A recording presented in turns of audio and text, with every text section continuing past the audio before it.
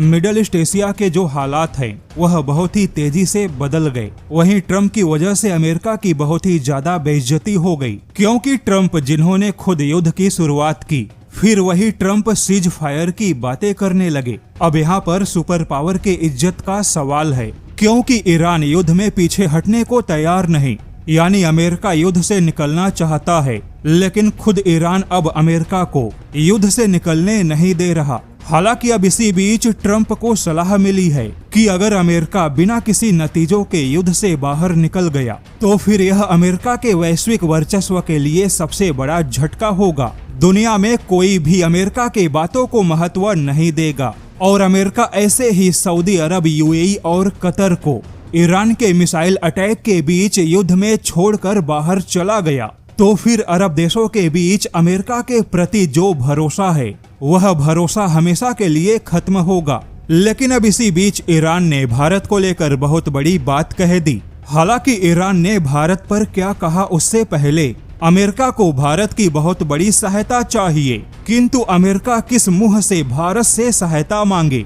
जैसा कि अमेरिकी सेना प्रमुख रैंडी जॉर्ज, जिन्हें पिछले दिनों अमेरिकी रक्षा मंत्रालय ने अचानक से उनके पद से हटा दिया, जिसके बाद उन्होंने कहा कि अमेरिकी सेना को चरित्रवान और साहसी नेता की आवश्यकता है। और अब इसी पूर्व अमेरिकी सेना प्रमुख ने कहा कि अमेरिका को भारत के सहायता की आवश्यकता भी है।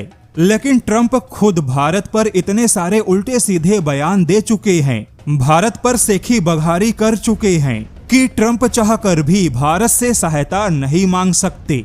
भारत मध्यस्थ की भूमिका निभा सकता है, लेकिन ट्रंप भारत से किस मुंह से कहेंगे कि वह अमेरिका और ईरान के बीच में मध्यस्थ की भूमिका निभाए। हालांकि अब रैंड कॉरपोरेशन के मुताबिक अमेरिका के पूर्व सेना प्रमुख का मानना है कि ट्रंप ने अमेरिका के सभी सहयोगी और मित्र देशों को अमेरिका से दूर किया। आज अमेरिका अकेला खड़ा है।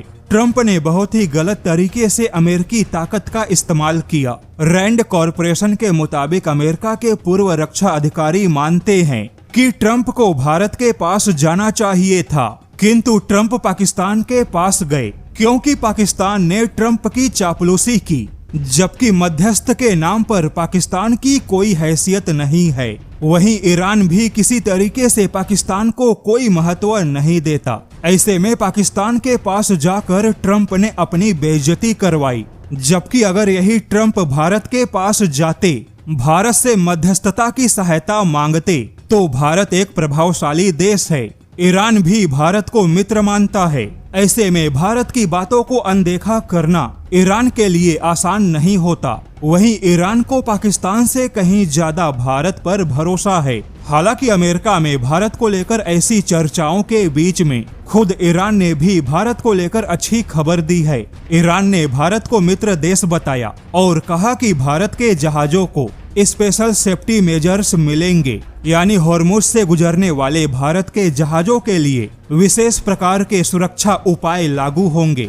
यानी कि सामान्य सुरक्षा से हटकर भारत के जहाजों को विशेष महत्व मिलेगा। वहीं ईरान ने भारत की तारीफ करते हुए कहा कि भारत ने युद्ध में संयम और बातचीत की बात कही। ईरान ने कहा कि भारत एक जिम्मेदार और साहसिक देश है। भारत ने बहुत ही अच्छा डिप्लोमेटिक बैलेंस बनाया। हालांकि भारत के जहाज अब भी फंसे हैं, इसलिए नहीं कि भारत के जहाजों पर कोई खतरा है, बल्कि इसलिए फंसे हैं क्योंकि हजारों जहाज के फंसे होने की वजह से हॉर्मुज का पूरा ट्रैफिक जाम है और उन ट्रैफिक को पार करते हुए भारत के जहाज आते हैं, तो फिर भारत के जहाजों पर कोई भी खतरा नहीं होगा।